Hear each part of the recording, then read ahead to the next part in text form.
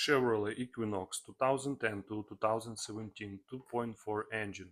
Oil pressure switch wiring diagram. If you replaced the part but the problem is still there, you may need to check the wiring. From the oil pressure switch, only one wire go to the engine control module, pin number 9. The wire is color is tan black, double color.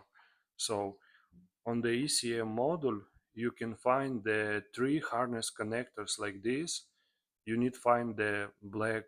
You need find the black connector with a gray lock, or it can be like this. How you can see here. Also, it can be like this.